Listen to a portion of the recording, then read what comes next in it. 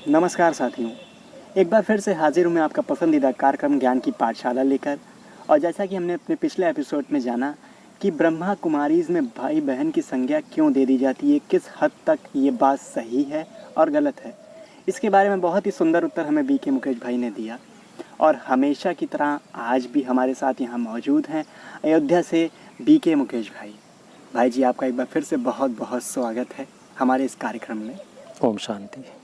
और भाई जी, मेरा आज का एक प्रश्न है, धर्म और अधर्मी इन दोनों में अंतर क्या है, और अधर्मियों का नाश किस तरीके से हम कर सकते हैं, कैसे कर सकते हैं, उनकी पहचान क्या है, इसके बारे में आज हमें कुछ बताइए। बहुत अच्छा।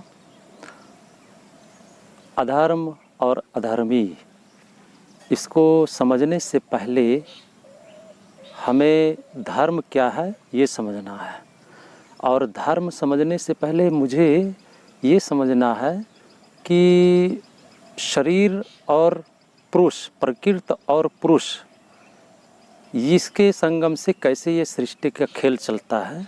और ये भी समझना है कि शरीर का धर्म क्या है, और जो इस शरीर के माध्यम से पुरुषार्थ करने वाली आत्मा है उसका धर्म क्या है।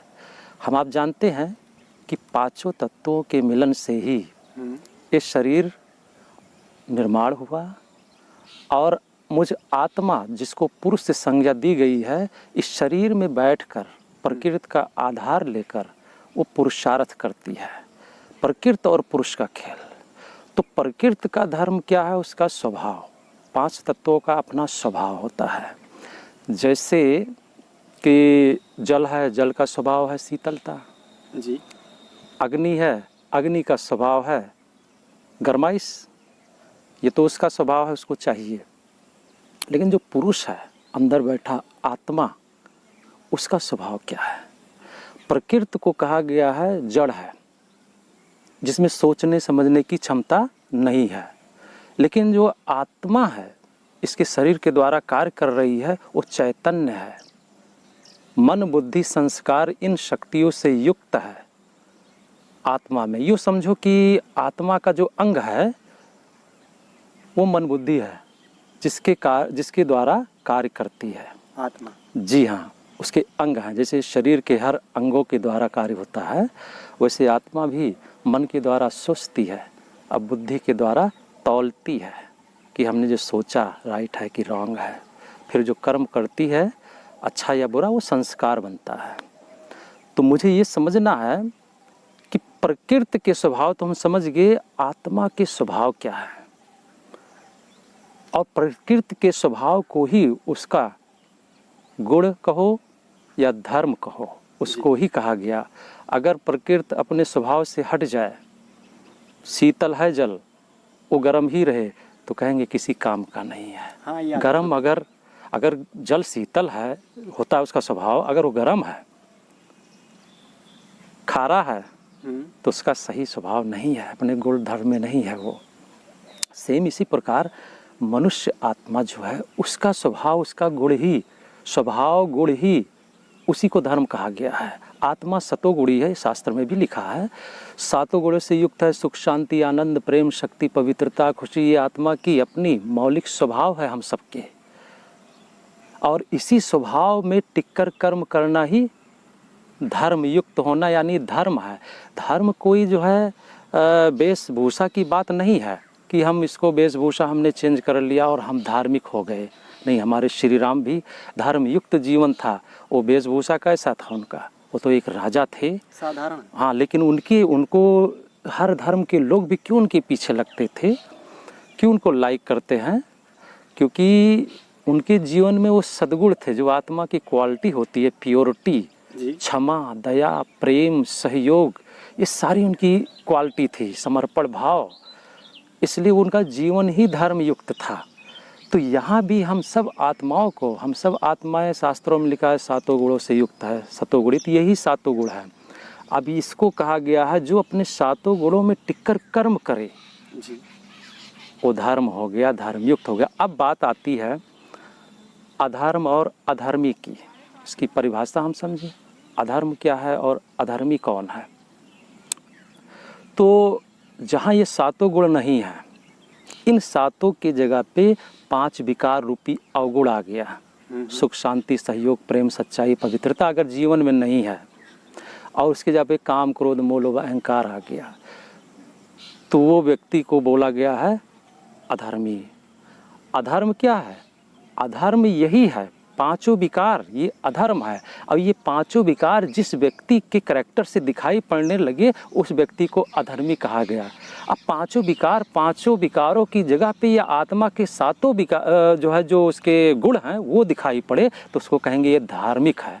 आप इसको और आसानी से समझ सकते हैं, जैसे कि रोग और रोगी दो चीज़ है। रोग क्या है? हम आप जानते हैं, खांसी, बुखार, जुखाम, ये रोग है और आजकल चल भी रहा है।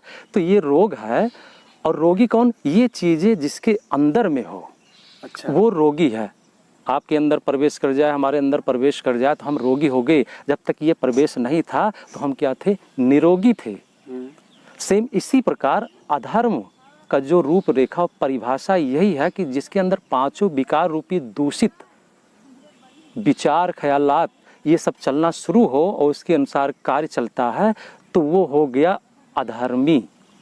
कोई डॉक्टर के पास जाता है तो डॉक्टर के पास रोगी गया तो डॉक्टर उसको तो मार डालेगा नहीं कि रोगी आ गया। वो उसकी रोग का उपचार करेगा।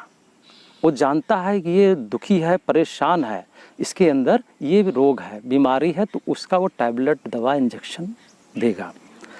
ऐसा नहीं उसको मारेगा। इसी प्रकार जो भी अधर्मी है, जैसे हमारे शास्त्रों में, गीता में भी दिखाया गया है कि युद्ध का क्षेत्र मैदान बन गया युद्ध के लिए पूरा, दुर्योधन को मारने के लिए कुरुक्षेत्र का मैदान में। तो ऐसा नहीं था परमात्मा ने मरवाया होगा। मेरा विचार तो यही कहता है मरवाने के लिए युद्ध नहीं किया होगा, युद्ध मार काट के लिए कि अर्जुन से कहा अपने भाई को मार दे।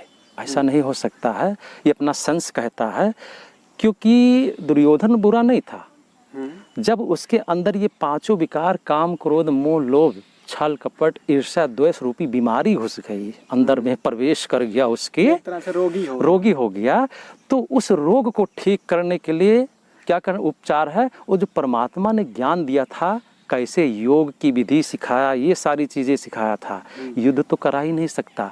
हमारे घर में भी कोई डॉक्टर का, आज कलयुग में इतना भ्रष्ट युग है, उसके बाद भी आज भी मनुष्य कोई बीमार हो जाता है, मारता है क्या उसको? नहीं, कभी नहीं मारेगा। वो जानता है इसका इलाज है। मारना इलाज नहीं है, मारने से विकार नहीं खत्म होता है। वो ज्ञान से, योग से, समझ से, एक सुप्रीम क्लास हो, ज्ञान हो जो परमात्मा देता है, उसके द्वारा खत्म होता है। अपने अंदर के विकारों को मारना। जी, अपने अंदर के विकारों को ही मारना है। वो ज्ञान से मारा जाता है, ज्ञान को तलवार का। जो ज्ञान हम आप सुन रहे हैं, जो परमात्मा इस ज्ञान को प्रदत्त कर रहा है हम सबको, वही चीज़ें हम आदान प्रदान। तो समझने की बात है कि धर्म और अधर्म, इससे आप समझ सकते हैं कि ज्ञान अपने जीवन में, गुण अपने जीवन में, सद्गुण जितना जीवन में आपके आता है, समझ लो आप धार्मिक हो, धर्मयुक्त हो, कहीं भी रहो, लेकिन जीवन में आपकी वो पांचों अवगुण यानी बुराई यानी रोग बैठे हैं तो आप धार्मिक नहीं हो सकते। आप हम जानते हैं जैसे लंका में राजा रावण था, कितना बड़ा भक्त था, बहुत बड़ा भक्त था, हम सब जानते हैं। लेकिन उसको लोगों ने धर्मयुक्त तो नहीं कहा कि ये धार्मिक है, ये नहीं कहा, उसको अधर्मी ही कहा गया है। इसलिए क्योंकि उसके संस्कार चेंज नहीं हुए, उसका अपने मन बुद्धि पर कंट्रोल नहीं था। इसीलिए जो है संस्कारों को चेंज किए बगैर धर्मयुक्त बना नहीं जा सकता। ये सृष्टि राम राज्य में परिवर्तन सही से नहीं हो सकती। जैसे हम आप जानते हैं रावण का राज्य क्या था, आज ऐसी दुनिया है, वही रावण के टोटल संस्कार अक्सर देखने में मिलते हैं सबके अंदर। पूजा राम की और संस्कार रावण के, कर्म रावण जैसे। तो हमारा देश, परिवार कैसे भी ये जो है गृहस्थ, ये कैसे गृहस्थ आश्रम में तब्दील हो, जब तक उसको हम अपने जीवन में राम को हम पूछते हैं, राम को याद करते हैं, तो राम जैसे संस्कार अपने अंदर धारण करें। तो इस पद्धति को चेंज करने की ज़रूरत है, जो कि हम फिर से उस प्रभु के, उस पिता के प्यारे बन जाएं, क्योंकि उसके संस्कार मेरे अंदर होंगे तभी वो मुझे प्यार करेगा। हम उसको पूजा करें लेकिन संस्कार रावण जैसे हों, तो ये बातें नहीं जचती ना। हाँ, इससे कोई फ़ायदा नहीं है भाई जी। अगर जब तक हमारे अंदर वो संस्कार अंदर से उत्पन्न नहीं होंगे जो हमें एक तरह से बढ़ावा दें, हमें गिरावट की तरफ ना आगे बढ़ाए, तो ऐसे संस्कार भाइयों हमारे अंदर होने चाहिए। और इस वीडियो को देखने वाले सभी साथियों को मैं ये संदेश भी देना चाहूँगा कि सच में हमारे अंदर ऐसे संस्कार अपने आप उत्पन्न नहीं होते, उसमें हमें वर्क करना पड़ता है, थोड़ा सा कार्य करना पड़ता है, अपने अंदर युद्ध करना पड़ता है, तब जाके ये संस्कार हमारे अंदर उत्पन्न होते हैं। और आज भाई जी ने बहुत ही अच्छे तरीके से हमें समझाया। भाई जी, आपने धर्म और अधर्म के बारे में बहुत ही अच्छे से बताया, सुनकर बहुत अच्छा लगा। मन को एक तरह से कहते हैं बहुत शांति मिली, और इसका अंतर भी पता चला कि धर्म क्या है और अधर्म क्या है, और अधर्मी किसे कहते हैं। बहुत ही कोटि कोटि धन्यवाद भाई जी। हम इसी तरह से आपके लिए नए नए विषय लेकर आते हैं इस कार्यक्रम में, और ज्ञान की पाठशाला के माध्यम से आपको अच्छे अच्छे विषयों के बारे में और उनसे रिलेटेड चीज़ों के बारे में पता चल रहा है। और हमारा मार्गदर्शन कर रहे हैं अयोध्या से BK मुकेश भाई। और अभी भी आपने अगर हमारा चैनल सब्सक्राइब नहीं किया है तो प्लीज़ हमारा चैनल सब्सक्राइब करें, जिससे आप तक हमारे लेटेस्ट आने वाले वीडियोस आसानी से पहुंच सकें। और इस सफ़र में हमारे साथ हमेशा मुकेश भाई बने रहेंगे। और दोस्तों, हमारी कार्यक्रम की अगली प्रस्तुति होगी, जल्दी होगी। और अब इस कार्यक्रम से हमें दीजिए इजाज़त। ओम शांति। ओम शांति।